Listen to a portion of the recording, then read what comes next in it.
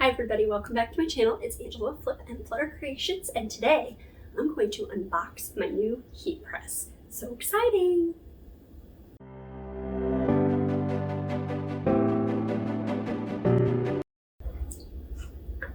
So today, my new heat press just came in because my old heat press took a kaput. It broke, it's not working, so I had to get on and I had to order another one. I ordered this one from Amazon. It's a Fancierstudio power heat press. It had really good reviews on Amazon and it was recommended from people in some of the groups that I'm in. So we're going to try it out. Eventually I'm going to go for maybe a Heat Press Nation one that has the auto open and it's got the slide out drawer, but for now I had to get some orders done, so I just went with the next best thing that I knew could get here quickly and had really great reviews. So we're going to check it out and we're going to see what it looks like. And this is the box that it came in from Amazon. If it was something you were going to order as a gift, just know that it has Fancierstudio heat press all written all over it. Very large box.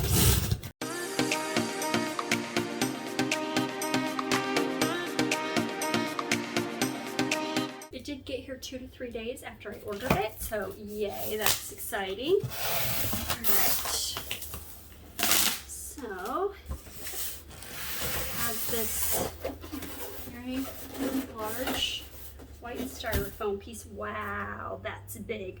So I ordered a new one. So I ordered a larger size than the one that I had before. Before I had a 12 by 15. It was a Zenny heat press. Loved it. Had it for 4 years. It was a swing away, and the arm is the thing that I have trouble with. So I think I can still use it with my attachments, but wow, this one looks pretty large. I was debating where I was going to put it. That's why I wanted to unbox it. And I'm doing that in the living room while I decide where's it going to go. Is it going to go out in the garage where the other one was, or am I going to go ahead and put it in my new little master closet slash new indoor she shed type thing that I'm creating, and can't wait to share with you guys on that soon. But wow, this is way bigger than I was expecting. Let me zoom y'all in. So it's a lot bigger than I think my other one was. So I can't wait to get this unboxed and see what the rest of it looks like. Okay, so first things first, put away the knife so I don't hurt myself. That was still sitting on the floor over here. Okay, and then we are going to try and get this up out of the container here. It is pretty heavy. So I'm just gonna, wow, holy cow. Well, let's see.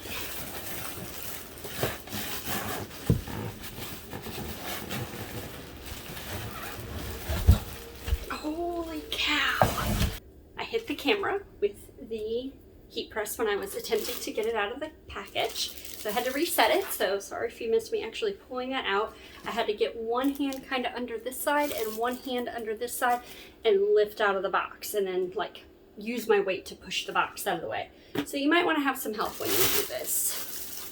2 hands definitely would be easier. And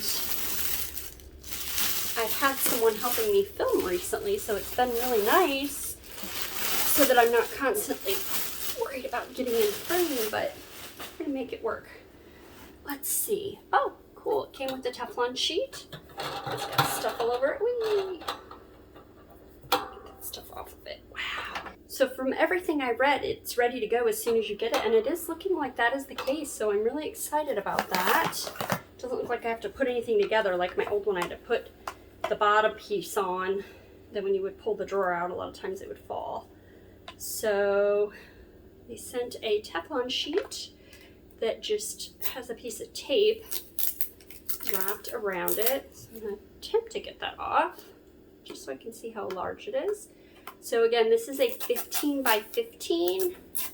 When I upgrade next time, I may go with a 16 by 24, but honestly, this is huge compared to my old one. I'm not sure. Well, I don't know if we'll use that. It looks like it's already got some oil or something on it, maybe from the oils from the heat press. So I don't want that ending up on my shirt, so this probably is not something that I will actually be able to use. So now we know that. It did come with a little book that is supposed to have instructions. We'll see. They have a Facebook page, and the instructions tell you what everything is.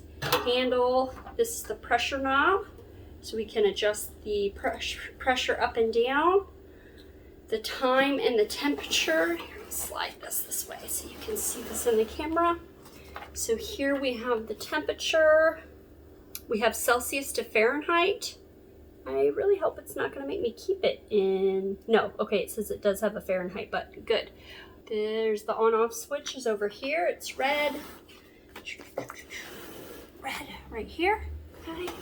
Time and temp right here. We'll turn this on in just a minute. We've got our power cable. We've got our arm. We have a silicone pad apparently in here. Wow. Oh, wow, that's nice. Okay. And it came with a little piece just protecting that. Sorry, that was probably kind of loud. All right, so it came with that little piece protecting it.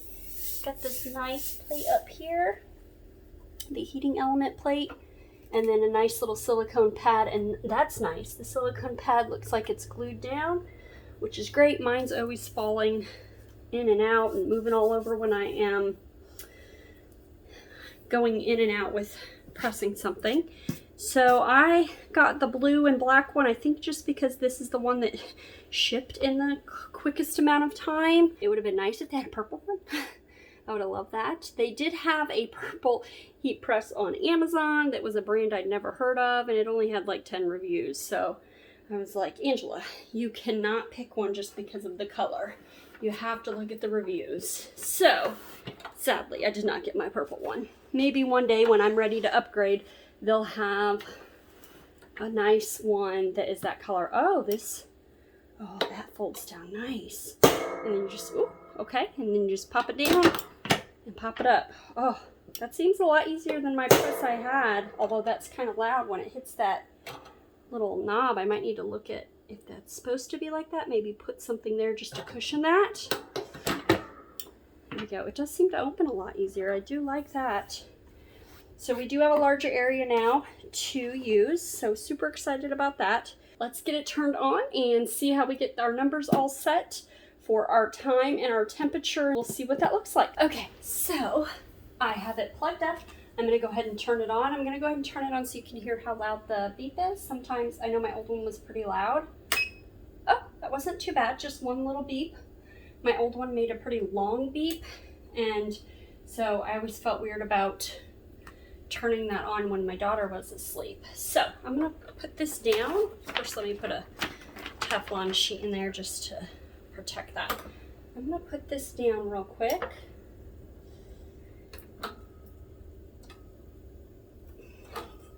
Okay, note to self, don't do it from the side. Interesting. Okay.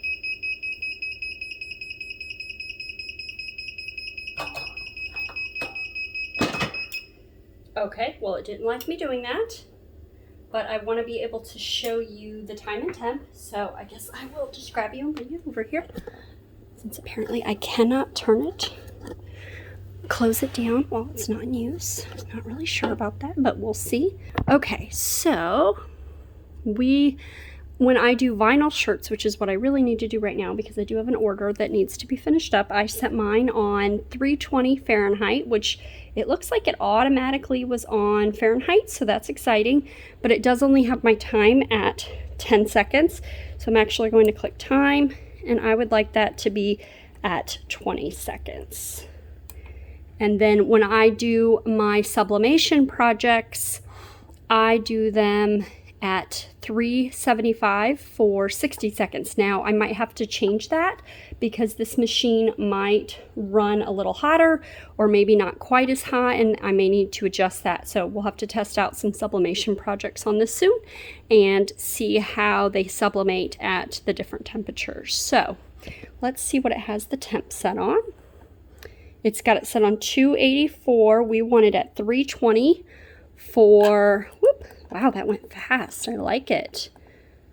I'm just adjusting and then clicking temp again, and it's heating up right now still. So it's very easy to change the temperature.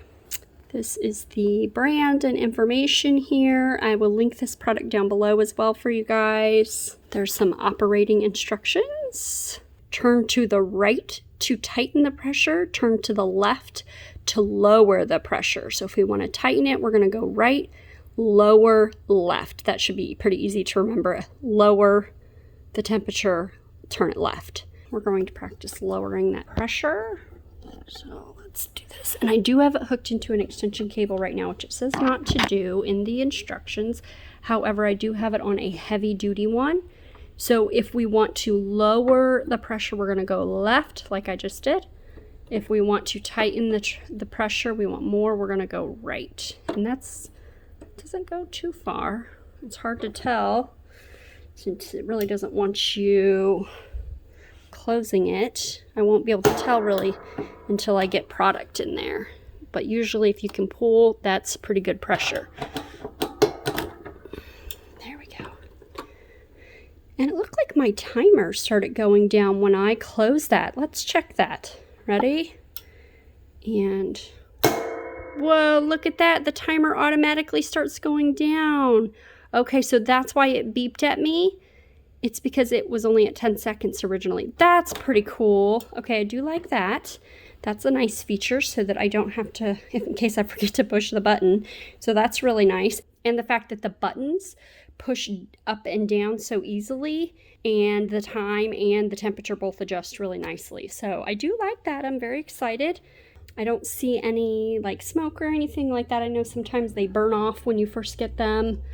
I don't see any of that. I do smell a little bit, and that's probably just because it's just been turned on and the oils and things like that. So not too bad. Really excited about it. Can't wait to start using it. So I'm actually going to let it heat up in here, and I'm going to finish this t-shirt job that I have. I'm excited to see how using a clamshell works with... Ooh, that's already hot from where I set that down, because this drawer does not slide out like you've probably seen in my previous videos.